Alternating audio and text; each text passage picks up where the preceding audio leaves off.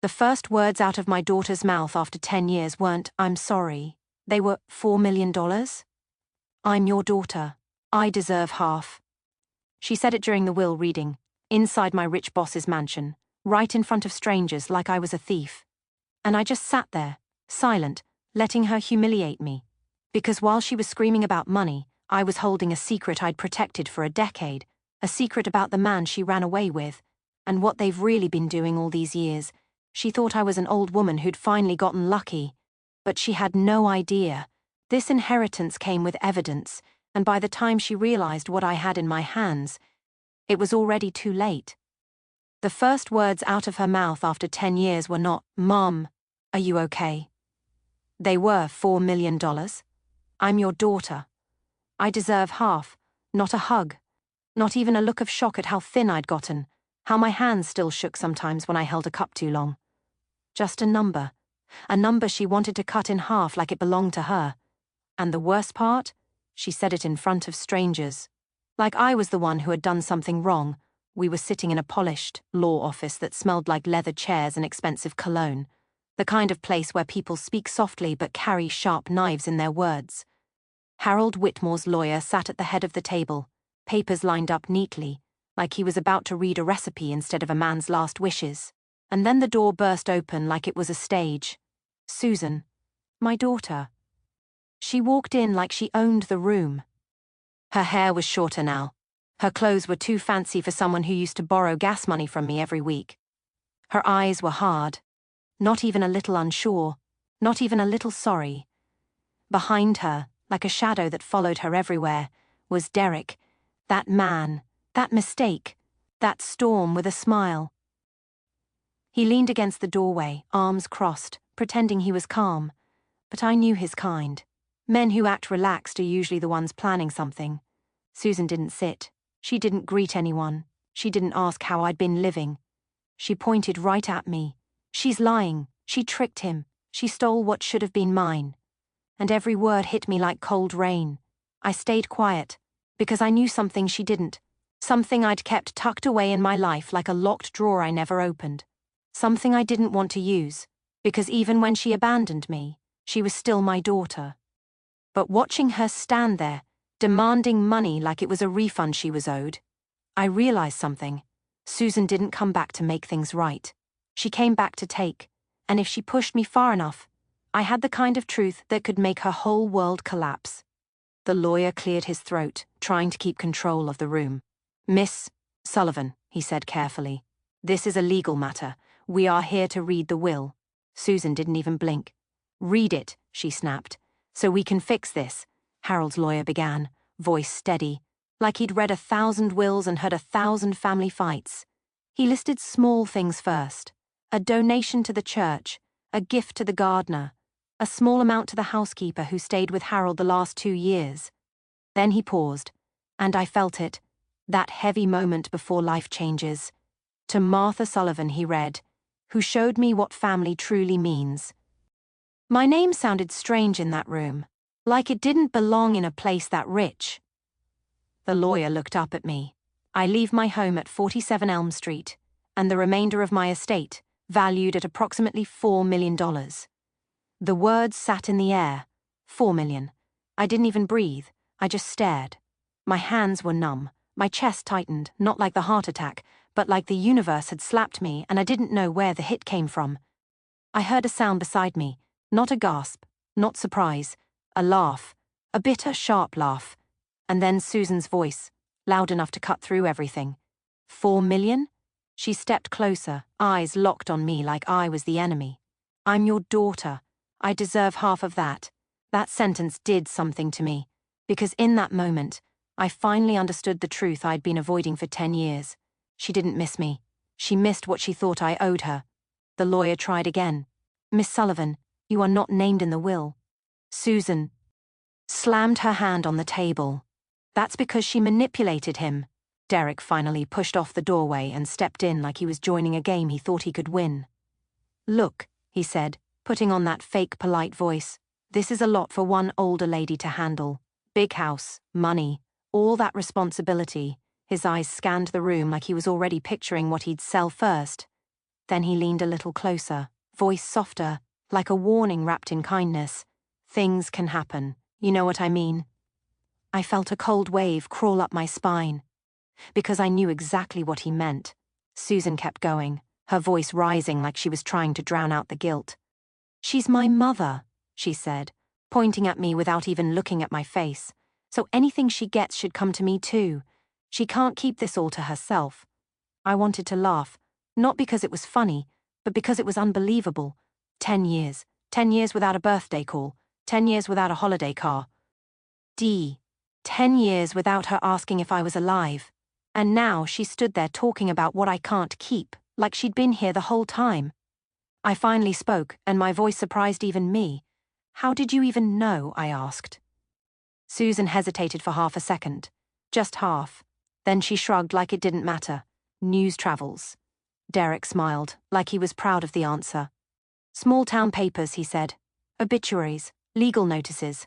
Amazing what people notice when there's serious money involved." There it was. The truth. They were hunting, and they smelled money. I stared at Susan and tried to find my child in her face. I remembered her at 5 years old, asleep on my shoulder while I read her bedtime stories. I remembered her at 16, begging for a red car like it was the difference between happiness and shame. I remembered her at 20, saying the word waste like my sick body was a burden she didn't want. And now she was here.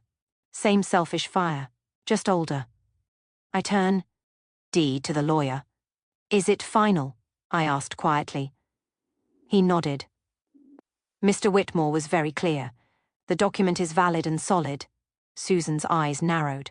"This isn't over," she said, and her voice had that dangerous calm that comes right before a storm.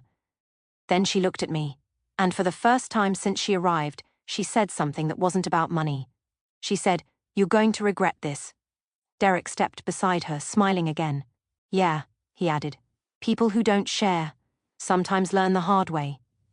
I didn't answer, because my heart was pounding too hard. Not from fear, from realization.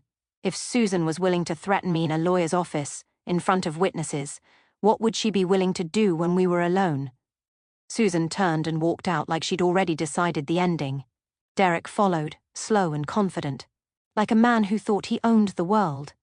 And when the door shut behind them, the room went silent. The lawyer spoke gently. "Mrs. Sullivan, do you have someone who can stay with you?" I swallowed. Because I didn't. Not really. Harold was gone. The only person who should have cared was the one who just threatened me. I stood, legs shaking a little, and forced myself to look calm. "I'll be fine," I said. But as I stepped outside and the cold air hit my face, I felt something heavy settle in my stomach. A truth I didn't want to admit. Susan didn't come back to reconnect. She came back to take what Harold gave me. And Derek. Derek looked like the kind of man who didn't hear the word no as an answer. He heard it as a challenge. I drove back to Harold's mansion in silence, hands tight on the steering wheel. The iron gate opened slowly, like the house itself was unsure if it should let me in. And as I pulled into that quiet driveway, I stared at the huge windows, the tall doors, the perfect lawn, and I felt it. This wasn't a gift anymore. It was a target. That night, I checked every lock twice. I told Mice. I was being paranoid. But when you've lived long enough, you learn the difference between imagination and instinct. And my instinct was screaming one thing. Susan and Derek weren't done, not even close. And the truth I'd been protecting for 10 years, it might finally be the only thing that could protect me. The next morning, I woke up before sunrise. Not because I was rested, because sleep doesn't come easy when your past walks back into town wearing a smile and carrying threats. Harold's mansion was quiet in the early hours, the kind of quiet that should feel peaceful, but didn't. The tall ceilings made every small sound feel bigger. The ticking clock in the hallway sounded like footsteps. Even the pipes seemed to groan like the house was warning me. I made tea instead of coffee, doctor's orders, and stood at the kitchen window staring out at the iron gate. I kept thinking about Susan's voice. "You're going to regret this." And Derek's little smile. The one that said he didn't need to shout to be dangerous. I told myself to breathe, to act normal, but my hands wouldn't stop trembling. I'd been scared before, when the heart attack hit, and I thought my last breath might be on cold kitchen tiles. When bills piled up and I didn't know if I could keep the lights on. When Susan left and the silence in my house felt like it might swallow me whole. But this fear was different. This fear, a face, and it shared my blood. Around noon, I tried to distract myself by walking through rooms I still didn't fully feel belonged to me. Harold's study. Harold's sitting room. Harold's library with all those books lined up like soldiers. He'd lived a whole life here. Every chair, every table, every lamp, everything had a history. And now it was mine. I should have felt grateful. I did in a way. But underneath that gratitude was a knot of dread. Because I kept seeing Susan in that lawyer's office, pointing at me like I was her enemy. It didn't matter how many times I told myself, the will is ironclad, because the will couldn't stop a person like Derek. Paper doesn't protect you at night. Locks do. Neighbors do. Luck does. And I had never been lucky when it came to love. The doorbell rang at exactly 2:17. Not a gentle ring, a long, impatient press, like whoever stood outside believed the door should open on command. My throat went tight. I walked to the foyer slowly, my slippers whispering across the polished floor. Through the peephole, I saw them. Susan in a pale sundress, hair curled like she was going to brunch. Derek in khakis and a polo shirt, the costume of a man pretending to be respectable. But what made my stomach drop wasn't their outfits. It was what stood beside them. 2 large duffel bags and a suitcase. I opened the door only halfway, keeping the chain latched.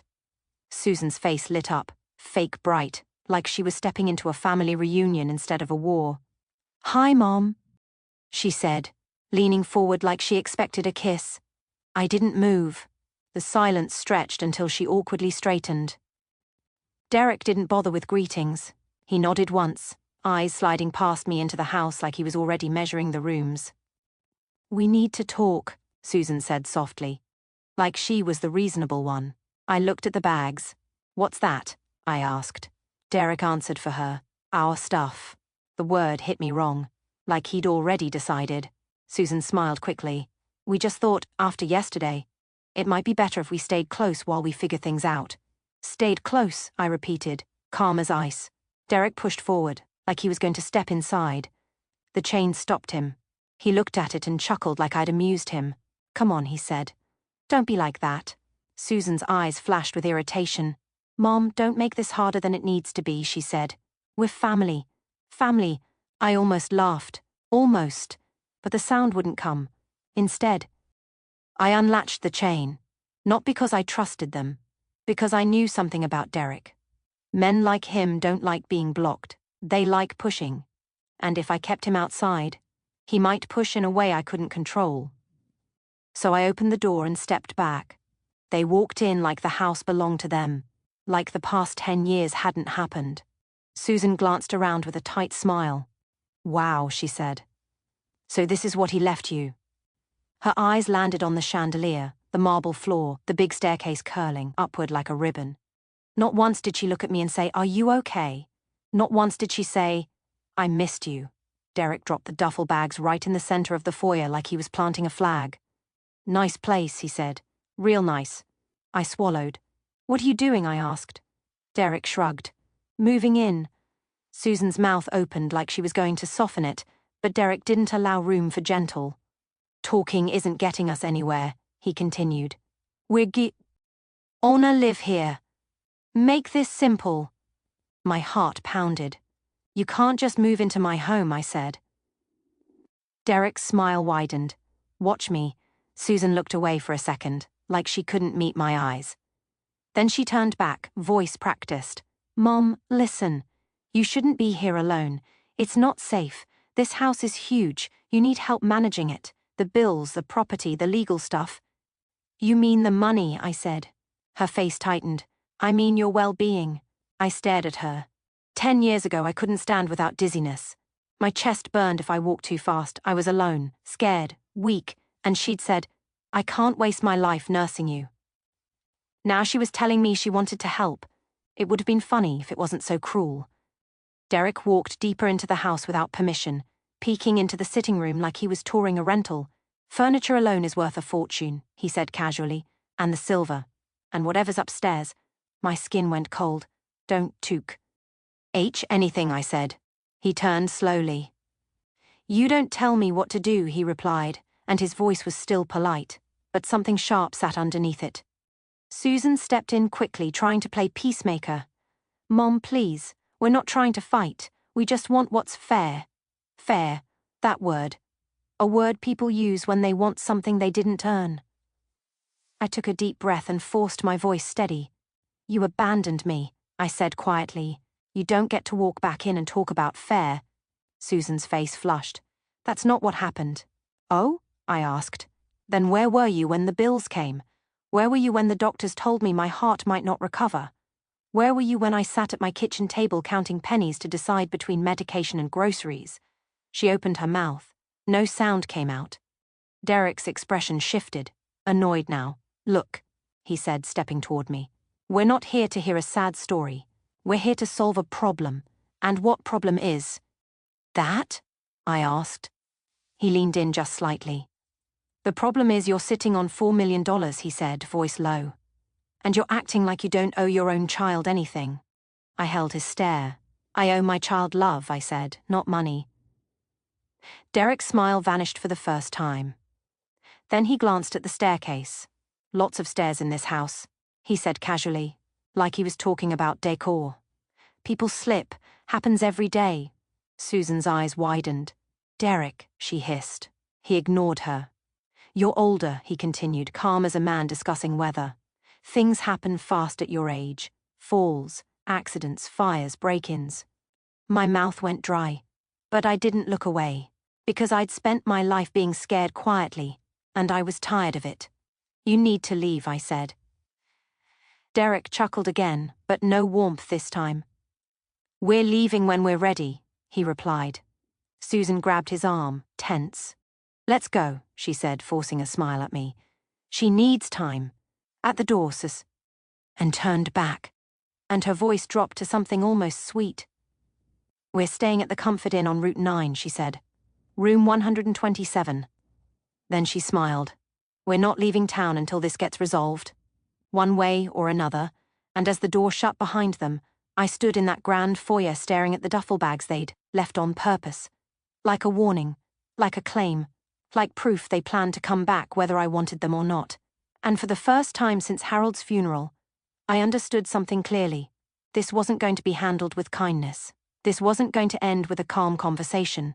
Because Susan didn't just return. She returned with a man who saw my life as an obstacle, and my home as a prize. That night, I didn't sleep.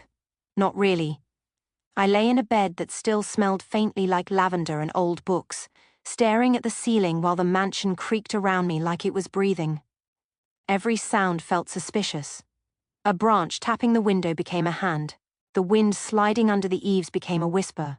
The settling of the floorboards became footsteps. And the worst part, I hated myself for being scared. Because I wasn't a weak woman. I'd raised a child alone. I'd worked night shifts for decades, wiping blood, holding hands, watching people take their last breath and still getting up the next day to do it again. I had survived my own heart trying to quit on me. But fear doesn't care what you've survived. Fear only cares what you might lose. And I had too much to lose now. Not just money. Not just the mansion. My peace. The little bit of peace I'd finally earned after 10 years of being left behind. Around 3 a.m. I got up.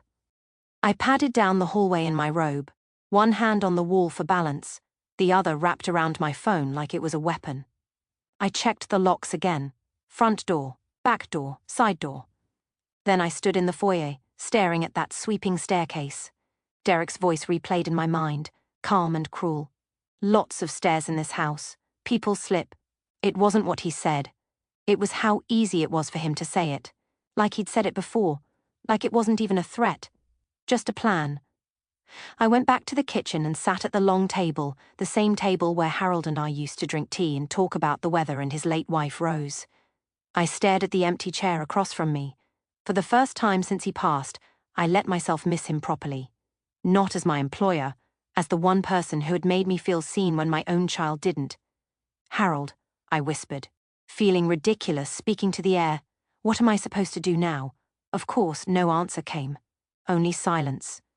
But something inside me shifted, because I realized something else. Harold wasn't careless. Not with money, not with people. He'd built a whole life by thinking ahead. And if he left me everything, he must have known it wouldn't be simple. He must have known Susan might return, or at least, he must have known the world wouldn't just let me keep peace without a fight.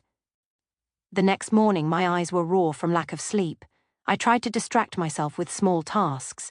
I made toast I couldn't taste. I watered plants I didn't know the names of. I wandered through rooms like a guest in my own life. And without even meaning to, my feet carried me toward the one place I'd been avoiding since Harold died. His study. The door was heavy, made of dark wood with a brass handle polished by years of use. I stood there for a long moment. It felt wrong to go in, like I was stealing time from a man who wasn't here anymore. But Derek's threats had changed the rules. This wasn't about respecting space anymore. This was about survival. I pushed the door open. The study smelled exactly like Harold. Paper, leather, ink, and that faint spice scent he wore that reminded me of old bookstores. Sunlight spilled through the tall window, landing on his desk like a spotlight. And there, exactly as he'd left them, were his reading glasses folded neatly beside a half-finished crossword puzzle.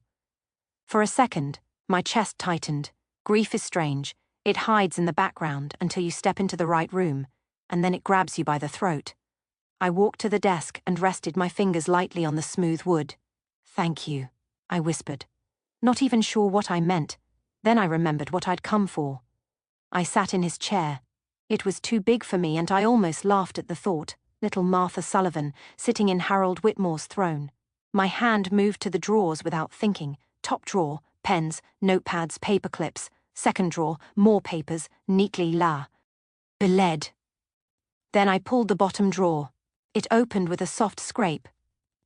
Inside was a manila envelope, and my breath caught, because written on the front, in Harold's neat handwriting, were 3 words. For Martha Sullivan. My hand shook so badly I almost dropped it. I stared at it like it might bite me. Then I slid it out and set it on the desk. For a moment I didn't open it. I just listened. The house was quiet. No doorbell. No footsteps. Nothing but my own breathing and the pounding of my heart. Finally I tore the envelope open. Inside were papers stacked carefully. Bank statements, insurance documents, property deeds, all the grown-up boring things that come with a big estate. But under those, something different. A thin folder. And clipped to the top was a report, clean and official, like something out of a crime show. Private investigation report. Subject, Derek Morrison. My stomach dropped so hard I felt sick. I flipped the page. Mugshot photos. Dates. Charges. Fraud. Identity theft. Money laundering. And then, in bold words that made my skin go cold, currently under investigation in Phoenix for targeting elderly victims. I read it twice, then a third time, because my brain didn't want to accept it. Not because I didn't believe Derek was bad, but because the report was so detailed, so clear, it left no space for doubt. And then I saw it. A scanned copy of a document, with a signature, not Derek's, Susan's. My daughter's handwriting, right there, on papers connected to the fraud. My throat tightened. I pressed a hand to my mouth. I wanted to say no. No, she wouldn't. But deep down, I already knew. I'd seen hints 10 years ago. Strange invoices, weird bank numbers, Susan whispering on the phone late at night. I'd hidden those papers in a shoebox in my closet because I didn't want to believe what they meant. Now here it was again. Not from my imagination. From a professional investigator. I kept reading. Then I found a letter tucked behind the report. Harold's handwriting again. Neat, calm, gentle. I unfolded it carefully. My dear Martha, it began. If you are reading this, it means someone has come for what I left you. My eyes blurred. I blinked hard. He knew. He knew someone would come. He knew I'd need something more than locks and hope. The letter continued. I hired Mr. Collins to look into the man your daughter left with. I saw the worry in your eyes whenever you spoke of her, and I could not ignore it. My throat burned. Of course, Harold noticed. Harold noticed everything. He noticed the way I smiled too quickly when I talked about Susan, the way my voice changed when her name came up, the way I pretended I didn't care, when my whole heart was still waiting for her. I pray you never need this information, Harold wrote, but if you do, use it wisely. I sat back. The papers spread across the desk like a storm had just been laid out in front of me. And in hat moment, I felt two things at once.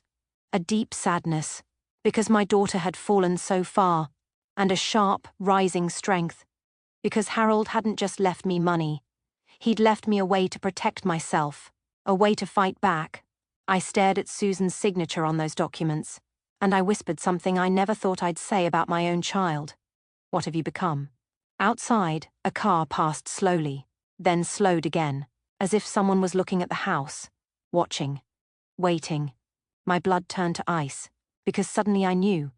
They weren't just threatening, they were planning, and I was done being a frightened, old woman sitting alone in a big house. I picked up my phone. My fingers hovered over the keypad, and I looked at the name on the investigator's card clipped to the report. Collins. Then I hit call. Because if Susan and Derek wanted war, they were finally going to learn something. I wasn't helpless, and I wasn't alone, not anymore.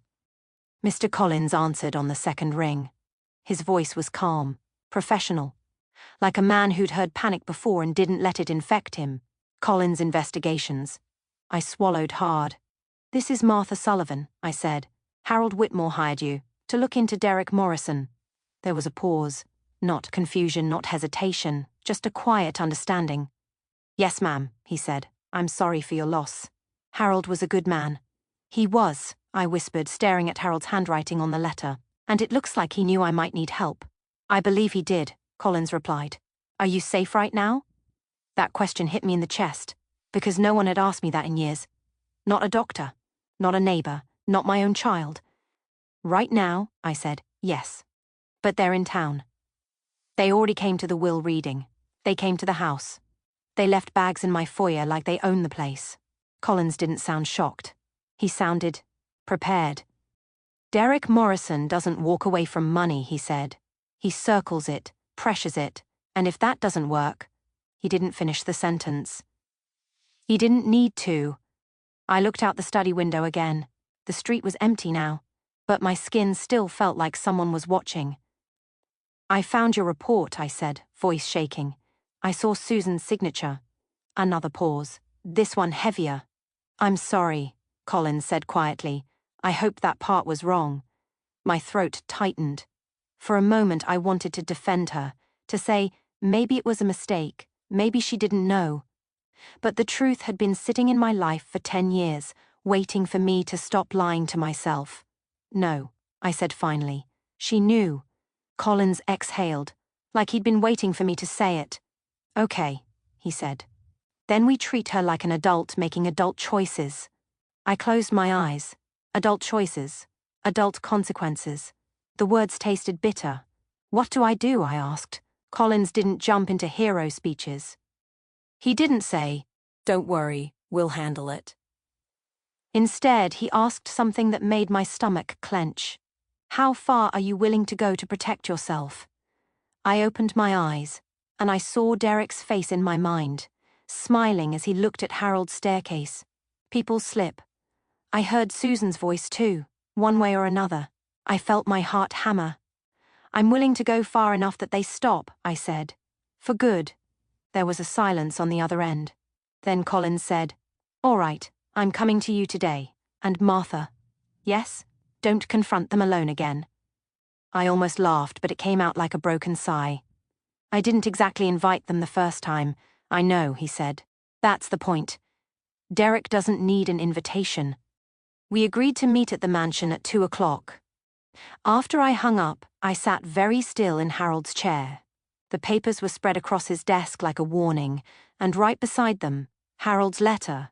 It felt like he was still here somehow, like he'd reached past death just to place a shield in my hands. I wasn't naive. A report didn't stop a man. A shield only matters if you know how to use it. At exactly 1:56 p.m., a grey sedan rolled up the circular driveway. Not fancy, not loud. The kind of car you forget the moment you look away. A man stepped out, mid-40s, average height, plain grey suit, no flashy watch, no expensive shoes. If he walked into a grocery store, you wouldn't notice him, and that's what made me trust him immediately. Men who do serious work don't advertise it. I met him at the door. "Mrs. Sullivan," he said, holding out his hand. "I'm Collins." His handshake was firm but not aggressive. He stepped inside and glanced around without reacting, like he'd seen mansions before and didn't care. "This is a nice property," he said. "It's also a problem," I replied. He gave a small nod. "Money attracts wolves," he said, "and Derek is one." We went into Harold's study. I laid everything out on the desk, the investigator report, the photos, the charges, Susan's signature, and finally, the shoebox documents I'd kept hidden for 10 years. Collins examined them carefully. He didn't rush. He didn't gasp. He didn't dramatize. He just studied the pattern like a man reading a map. "This confirms what I suspected," he said. "What's that?" I asked, though my throat already felt tight. "That Derek doesn't just pressure people," Collins said. "He controls them. He uses family ties like keys. If guilt doesn't work, fear does. If fear doesn't work," he tapped the police report attached to the file, "he finds a way to make the problem disappear." My hands went cold. I forced myself to speak. "That woman." "Mrs. Henderson," I said. E-report said she had an accident after she refused to share money. Collins met my eyes. "Yes. And you think Derek did that?" Collins didn't blink. "I don't think," he said. "I'm pretty sure. Phoenix PD has been building a case. He's been slippery. Witnesses get scared. Evidence goes missing. Victims don't get a second chance." My stomach churned. "Then why wasn't he arrested?" "Because being pretty sure isn't enough in court," Collins said. "We need a clean confession, or a direct threat recorded, something undeniable." I stared at the desk. "A confession," I whispered. Collins nodded. "Derek is arrogant," he said. "He thinks he's smarter than everyone. That arrogance is his weakness." He opened his briefcase and pulled out a small black device, no bigger than a coin. My heart jumped. "What is that?" "Wireless microphone," Collins said. "Clean audio. Hard to detect. It connects to a receiver nearby." I swallowed. "And you want me to what?" He was blunt. "Tee them to talk," he said. "Get them to admit what they're doing or threaten you again. If Derek believes he has you cornered, he'll show his teeth." My throat went dry. "That's dangerous." "Yes," he agreed. "But we won't do it without backup." He slid another paper toward me. A contact name and number. "Sheriff Patterson," he said. "He's been cooperating with Phoenix investigators quietly. He wants Derek. Badly. If we get the right recording, he can move." I stared at the sheriff's name. My town sheriff. My community. Suddenly this wasn't just a private family mess. This was bigger. My daughter had brought something dark home with her. Collins leaned back slightly. "You have one advantage," he said. "What?" "They think you're scared," he replied. "They think you're weak. They think you'll fold." He paused. "So we let them think that—" The words settled into my bones. "A plan. Not panic. Not pleading. A plan." I swallowed hard. "What do I do?" I asked. "Collins." Eyes were steady. "You invite them back," he said. "You act uncertain. You act like you've been thinking. You act like you might give them what they want." My stomach twisted. "Lie to them." "Yes," he said simply. "Because they've been lying to you for 10 years. I felt heat rise behind my eyes. 10 years. 10 years of silence. 10 years of me wondering what I did wrong. 10 years of me trying not to hate my own child. And now. Now she was standing beside a predator, using the word family like a weapon. Collins lowered his voice. "We do it soon," he said. "Before they get impatient. Before Derek decides to stop asking." I nodded slowly, even though fear crawled along my spine. "All right," I said. Collins attached the microphone to the inside of my blouse near the collar. It felt strange, like wearing a secret. He tested the sound. "Say something normal," he said. My voice came through his receiver, clear as day. "Normal," I repeated. almost laughing at how unnatural. Everything felt. Then my phone buzzed. A call. Unknown number. But I already knew. Susan. My finger hovered over the screen. Collins watched me. Answer, he mouthed. I pressed accept. Mom.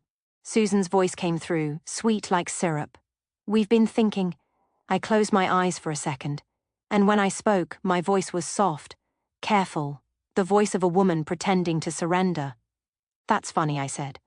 Because I've been thinking too. And in that moment, I realized something that made me feel stronger than I had in years. Revenge isn't always loud. Sometimes revenge is quiet. Sometimes it's a calm voice on the phone saying the words your enemy wants to hear, while you lead them straight into the light. Susan's voice on the phone was softer than I remembered. Not softer with love, softer with strategy. Mom, she said again, like saying it twice would make it true. We've been thinking about what happened. Yesterday was messy. I glanced at Collins. He stood in the corner of Harold's study, arms relaxed, face unreadable. The receiver was in his hand. The tiny microphone clipped under my collar felt warm against my skin. Everything I said now mattered. Everything she said mattered. I forced my voice to sound tired, not angry, not strong. Tired people are easier to manipulate. Susan knew that. So I gave her what she expected. Yes, I murmured. It was messy. A pause. Then Susan exhaled like she was relieved. Okay, she said quickly. Good. Because Derek and I, we don't want to fight with you. We don't want drama. We just want to figure out something that works. I almost laughed. She didn't want drama. She barged into a will reading like a storm and called me a thief. But I held my tongue. This wasn't about proving her wrong. This was about letting her talk. Works for who? I asked quietly. For all of us. Susan replied, too fast. You, me, even Derek. He said some things yesterday, but he's under stress too. You have to understand, this is life-changing money. People get emotional. People get emotional. That's what she called it. Not greed, not threats, just emotions. I let silence hang for a moment. In that silence, I remembered Susan at 14, crying because a friend didn't invite her to a party. I remembered how I'd held her and said, sometimes people don't think about how their actions hurt others. Back then, she would have apologized. Now she was the one doing the hurting. And she didn't even see it. I tightened my grip on the phone. What do you want, Susan? I asked. Her tone shifted just slightly, still sweet but firmer underneath. We want to help you, she said. That house is too big. You shouldn't be there alone. It's not safe, Mom. There it was again. Not safe. The same word Derek used, like they were reading from the same script. Collins's eyes met mine for a split second. He gave a tiny nod. Keep her talking. Susan continued. We were thinking we could come by tomorrow and talk like adults. No yelling, no lawyers, just you and me. I swallowed. And Derek, I said. She hesitated, then laughed lightly, like I was being silly. Well, yes, Derek too. He's my partner. But he doesn't have to be involved in the actual decisions. He just wants to make sure you're okay. That almost made me choke. Derek didn't want to make sure I was okay. He wanted to make sure I didn't stand in his way. I glanced down at Harold's letter on the desk. If you're reading this, someone has come for what I left you. Harold knew. He knew exactly the kind of help. They would offer. I took a slow breath and let my voice shake just a little. I don't know, I said softly. I've been overwhelmed. Susan softened even more, like she could smell victory. I know you have, she cooed, and that's why we need to talk in person. It's hard to explain everything over the phone. It's too complicated. That was her word for it. Complicated meant, we need to pressure you face to face where you can't hang up. I swallowed again. Tomorrow, I repeated. At the house. Yes, Susan said quickly. Tomorrow. Around 2. 2. The exact time Collins suggested. My heart thumped. Perfect. Okay, I said, letting my voice go small. 2 o'clock. Susan's relief came out in a rush. Thank you, Mom, she breathed. Thank you. I promise, you're going to feel better once we talk. We just want to be a family again. Family. That word landed like a stone. Because part of me, some stupid soft part, still wanted it. Still wanted her to mean it. But then I remembered the way she looked at me in the lawyer's office. Like I was an obstacle. Not a mother. And I remembered Derek's voice in my foyer. People slip. I tightened my jaw. If we do this, I said carefully, I want it to be private. Susan paused. Private? Yes, I continued. Just us. No witnesses, no lawyers, no outsiders. You said you wanted to talk like adults, right? Susan laughed lightly. Of course, that's what we want too. I could almost hear her thinking, good, no one to stop us. I lowered my voice even more, like I was confessing. I've been scared, I admitted, and that part wasn't a lie. Susan's voice softened again, and for half a second I almost believed she cared. Oh, Mom, she sighed. You don't have to be scared. We're not going to hurt you. Colin's face stayed neutral, but I saw his jaw tighten. I almost asked her right then, if you're not going to hurt me, why does Derek keep talking about accidents? But that would tip my hand. Instead, I whispered, okay. Susan rushed on, eager. Great. We'll see you at 2 tomorrow. And Mom. Yes. Her voice dropped, intimate. Try not to talk to anyone about this. People get jealous. They gossip. They might try to take advantage of you. Jealous. Gossip. Take advantage. She said those words like she was protecting me from others, while she was actively trying to rob me herself. Okay, I said again. Then I ended the call. My hand was shaking when I lowered the phone. For a moment, I just stared at it. At that screen. At the name that used to mean everything to me. Colin stepped closer. You did good, he said quietly. I swallowed hard. I feel sick, I admitted. That means you're human, he replied. But listen to me, Martha. This isn't about punishing your daughter for leaving. This is about stopping Derek before he does something you can't take back. I nodded slowly. My chest felt tight. Not from the heart attack, from grief. Beck. All stopping Derek might mean exposing Susan too. And even now, even after everything, that hurt. Collins checked his receiver and adjusted something on it. We need law enforcement nearby tomorrow, he said. Not inside the house. Outside. Close enough to move fast. Sheriff Patterson, I whispered. Collins nodded. I'll coordinate with him. We'll place a patrol unit at the corner, unmarked. I looked toward the window. The street was quiet again. But I couldn't shake the feeling that eyes were on the house. Do you think they're watching already? I asked. Collins didn't sugarcoat it. Yes, he said. Derek is the type to scope out entry points, exits, cameras, neighbors. He does this like a job. I swallowed. And if they suspect something? They won't, Collins said, calm. Because you did the one thing that makes greedy people blind. What's that? I asked. He looked at me. You gave them hope. I let that sink in. Hope. They thought I was cracking. They thought they were winning. That was the bait. Collins packed his briefcase but left the receiver and microphone equipment with me. Wear the same blouse tomorrow, he instructed. Act normal. Keep them in a main room with open space. Sitting room is good. Avoid tight corners like the kitchen. I nodded. He paused at the study door. Martha, he said, voice firm. If Derek makes any move to physically intimidate you, if he blocks a doorway, if he touches you, if he raises his voice into threats, you do not try to be brave. You keep talking and you stall. The sheriff will come. I breathed in slowly. Okay, I whispered. After Collins left, the mansion felt even bigger, even quieter. I walked through the rooms turning on lamps, trying to make it feel less like a cave. I checked the locks again. Then I sat at Harold's kitchen table with a cup of tea I didn't drink, because my mind kept racing forward to tomorrow at 2. Susan walking in with that fake smile. Derek looking almed like he owned the place. Their voices dropping lower, their patience thinning. And me, sitting there acting like a frightened old woman, while everything was being recorded. I stared at the steam rising from my tea and felt a strange mix of emotions.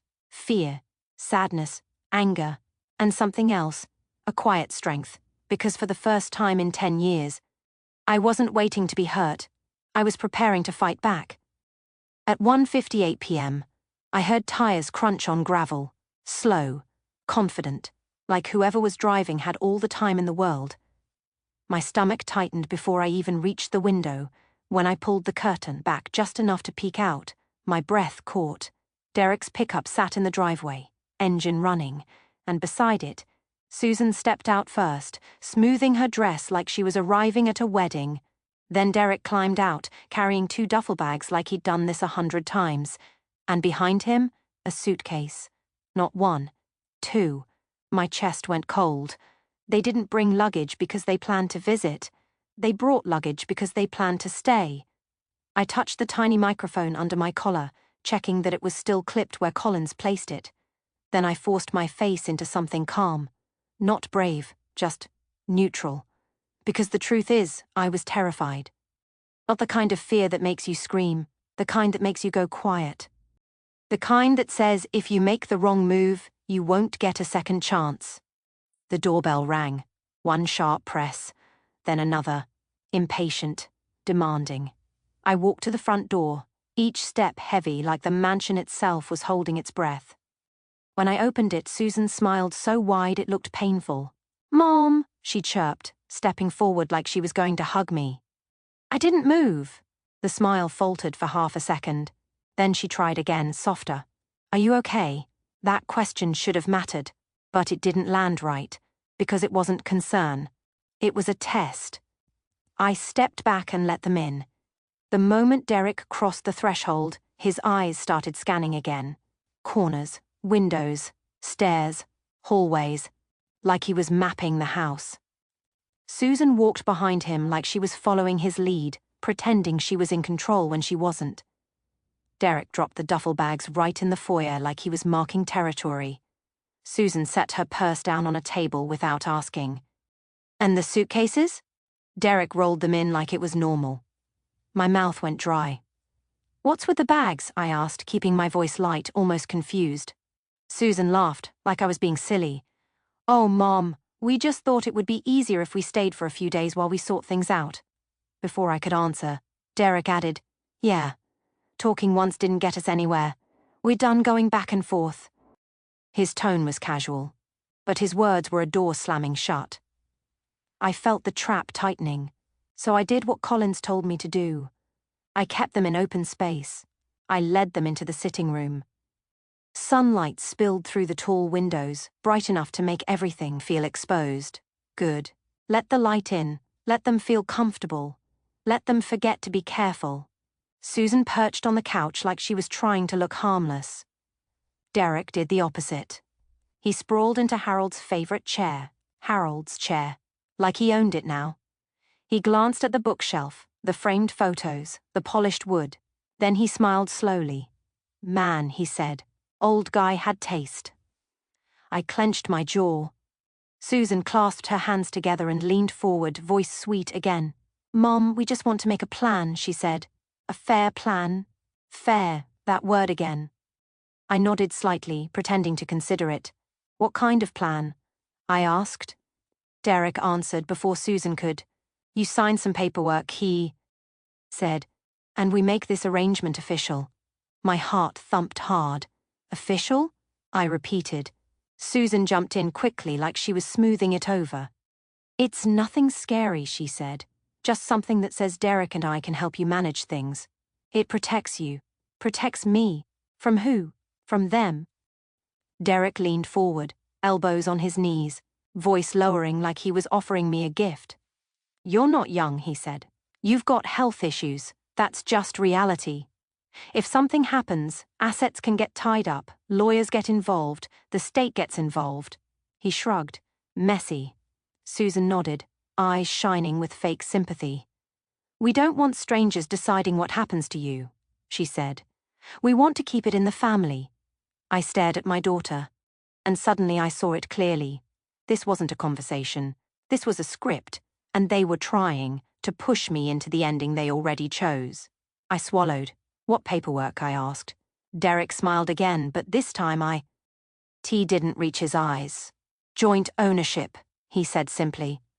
A few signatures, and we all live here like one happy family. There it was. The real goal. Not half the money, not an apology, not healing. Control. Susan's voice softened, like she was trying to lure me into agreeing. It makes sense, Mom, she said. You shouldn't be alone here. You'd feel safer with us. Safer. That word again. Derek's eyes flicked toward the staircase, then back to me. Big houses can be dangerous, he said calmly. Steps, loose rugs, old wiring. He leaned back in the chair, looking almost bored. Stuff happens. My skin prickled. I forced myself to keep my voice steady. What are you saying? I asked, careful to sound small. Derek lifted his eyebrows like I was slow. I'm saying, life is unpredictable, he replied, and people who don't plan end up with regrets. Susan's hands tightened together. Derek, she warned quietly. He ignored her. His gaze stayed locked on me. And, you don't want regrets, he said. I felt the microphone against my skin. I pictured Sheriff Patterson somewhere nearby, listening. I needed Derek to say it clearly. Not hints, not stuff happens. A direct threat, a confession, something that couldn't be explained away. So I pushed gently. You came with bags, I said, letting my voice tremble. You're talking about paperwork. You're acting like you've already decided. Derek's smile widened. Because we have, he said. Susan's face tightened, but she didn't argue. That told me everything. She wasn't surprised by his tone. She was used to it. I nodded slowly like I was giving in. And if I don't sign? I asked, barely above a whisper. Derek's eyes glittered. He leaned forward, voice low and quiet, dangerously calm. Then you'll have a problem, he said. What kind of problem? I asked. Susan stood abruptly. Mom, don't. Derek snapped his fingers without looking at her. Sit, he barked. Susan froze. Then, slowly, she sat back down. My stomach turned. Not just because Derek was threatening me, because Susan obeyed him, like she always had. Derek looked back at me, almost amused. This is simple, he said. You cooperate, and we keep things peaceful. He paused, letting the word hang. Peaceful. Then he glanced toward the staircase again. And if you don't, he continued, well, accidents happen, especially to people living alone. My hands tightened in my lap. Accidents, I repeated softly. Derek nodded. Falls, he said. Missteps, sudden health scares, a little confusion at the wrong time. Susan's voice cracked. Stop it. Derek turned on her, eyes cold. Why? He asked. She needs to understand how serious this is. Then he looked back at me. And Martha, he said, using my name like it belonged to him. You don't call anyone. You don't run to a lawyer. You don't get cute. He leaned in closer. Because if you do, that's when life gets messy. My heart was pounding so hard I thought the microphone might pick up the sound. I swallowed and forced the next words out. You're threatening me, I said. Derek smiled, slow and cruel. I'm explaining reality, he replied. And reality is, you're alone. He leaned back, spreading his arms like a king. And we're not leaving until you sign. Susan stared at her hands, breathing fast. I watched her face, waiting for a flicker of regret, a sign she would stop this. But all I saw was fear. Not fear for me, fear for herself. Fear that Derek would turn on her if she didn't play her part. And in that moment, I understood something that broke my heart clean in two. Susan didn't come back to save me. She came back because she was desperate. And Derek came back because he was hungry. And both of them believed I was too weak to fight. They had no idea that every word Derek was saying was being recorded. They had no idea that somewhere outside, the sheriff was listening. And they had no idea that the woman sitting in front of them, trembling on purpose, had already decided she was done being their victim. Derek thought he had me cornered. He thought the mansion, the stairs, the quiet street outside. He thought all of it belonged to him now. And the moment a person like Derek believes he's winning, he gets careless. He gets proud. He starts talking like the world is his audience. I sat very still in the sitting room, hands folded in my lap, eyes lowered like I was shrinking. But inside my mind was sharp. I remembered what Collins said. Greed makes people stupid. So I gave Derek exactly what greedy people crave. I gave him the feeling of control. I let my voice shake. I don't want trouble, I whispered. Derek smirked. Then don't make trouble. Susan's eyes flicked toward the window like she was hoping someone would appear and save her from what she'd helped create. But she didn't move. She didn't speak. She just sat there, quiet, trapped in the mess she chose. I looked up at Derek slowly, like I was about to surrender. If I sign, I said, what happens to me? Derek leaned forward again, enjoying it. You live, he said simply. The word hit the air like a slap. Susan's head snapped up. Derek, she warned, voice thin. He ignored her, eyes locked on me. You live comfortably, he continued. You do what we say. You don't call anyone. You don't fight. You stay grateful. I swallowed. And if I don't sign? I asked softly. Derek's smile widened like a crack opening in glass. He stood up, slowly, deliberately. Then he walked toward me, each step heavy on the polished floor. He stopped close enough that I could smell his cologne. Cheap, sharp, trying too hard. He bent slightly at the waist, looking down at me like I was something small. You don't want to test that, he said. My heart pounded. I forced myself to whisper the words Collins needed. Are you saying something could happen to me? Derek's eyes glittered with satisfaction. Yes, he said. Then he tilted his head, like he was deciding how much to reveal. Look, he murmured. People like you don't get loud endings.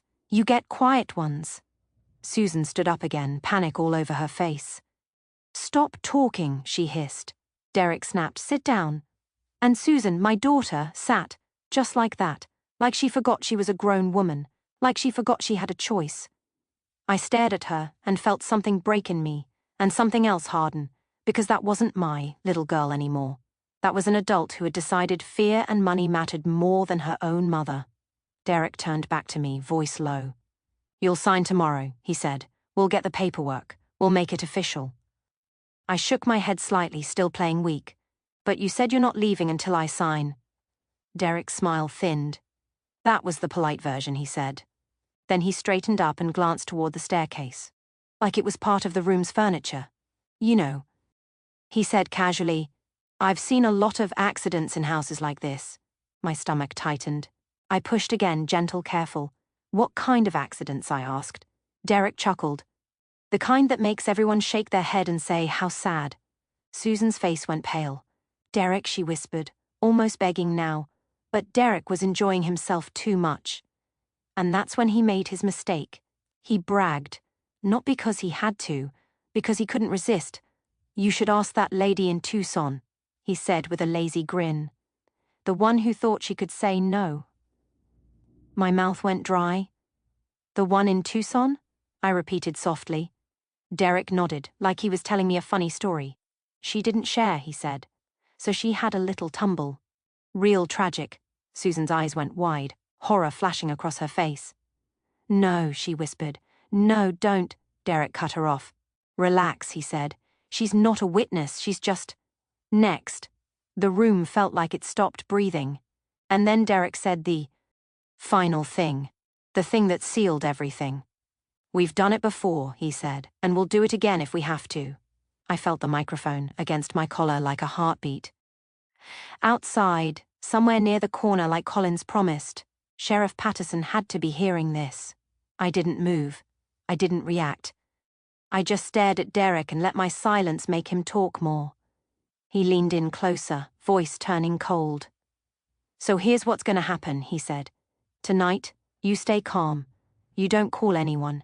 Tomorrow you sign. And after that, you do what we tell you. I whispered. And if I don't? Derek smiled. Then you'll have a very bad night, he said. He reached toward my shoulder. Not a strike, not anything graphic. Just a touch meant to control, to intimidate, to say I can do whatever I want. And that was enough. Because the next sound wasn't my voice. It was the front door. A loud slam, a sudden rush of boots on marble. And a voice that shook the air like thunder. Sheriff's Department. Don't move. Derek froze. Susan gasped. 2 deputies rushed in behind Sheriff Patterson firm and fast, like they'd been waiting for this exact moment. Derek's eyes darted around, panicked now, realizing the room wasn't his stage anymore. "What is this?" he snapped. Sheriff Patterson stepped forward, calm as stone. "It's the end of your little game," he said. One deputy held up a small device. "Audio recording," the deputy said. "We heard everything." Derek's face twisted. He stared at my collar, at the tiny microphone. His mouth fell open like he couldn't believe I had outsmarted him. "You," he breathed. "You set us up." I stood slowly, and for the first time since they walked in, I didn't pretend to shake. "I didn't set you up," I said quietly. "You walked into your own trap because you thought I was helpless." Susan backed away, hands up, voice trembling. "This is a misunderstanding," she pleaded. "I didn't do anything." Sheriff Patterson's expression didn't soften. "You were part of the pressure," he said. "You came here with bags. You sat here while threats were made. And we've got paperwork with your signature." Susan turned to me then, tears filling her eyes. "Mom," she whispered. "Please." I looked at her, really looked. And I waited for the words I'd wanted for 10 years. "I'm sorry I left you. I was wrong. I missed you." But that wasn't what she gave me. What she gave me was the same thing she always gave when consequences finally arrived. Fear. "Mom," she repeated, voice cracking. "I didn't think it would go this far." I nodded slowly. "That's the problem," I said. "You never think past yourself." Derek tried to lunge toward the hallway, but a deputy stopped him and restrained him quickly, shutting down the escape like a door slammed in his face. Derek shouted something ugly. Threats, promises, the usual noise from a man losing control. But Sheriff Patterson didn't even flinch. He looked at me and said, "Mrs. Sullivan, are you okay?" That simple question hit me harder than any threat. Because it was real. I swallowed, eyes burning. "I am now," I said. They led Derek out first. Then Susan. At the doorway, Susan turned back one last time. Tears ran down her cheeks, and for a second she looked almost young again, almost like the girl I once rocked to sleep. "Mom," she whispered, "I'm sorry." I held her gaze, and my voice came out steady. "No," I said. "You're sorry you got caught." The door closed behind them, and for the first time since Harold died, the silence in that mansion didn't feel empty. It felt earned. It felt safe. In the weeks that followed, everything moved fast. Statements, paperwork, investigators from out of state. Collins checked in. Sheriff Patterson updated me when he could. And little by little, the truth that had followed Susan and Derek for years finally caught up with them. Months later, 2 letters arrived on the same day. One was off. Ishal. Confirmation that Derek would never be able to intimidate anyone again. The other was handwritten. Susan. I stared at the envelope for a long time before opening it.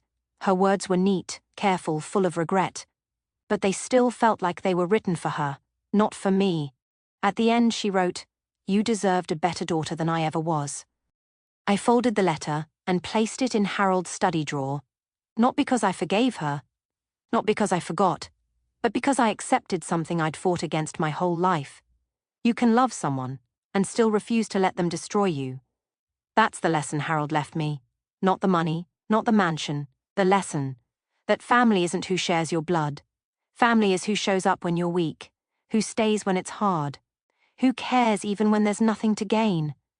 And that day at the will reading, when Susan demanded half and called me a thief, she didn't just reveal her greed, she revealed her choice. So I made mine. I chose peace. I chose safety. I chose my own life, finally.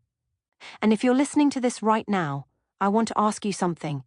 If the person who hurt you came back only for what you have, would you give them another chance? Or would you do what I did? And close the door for good?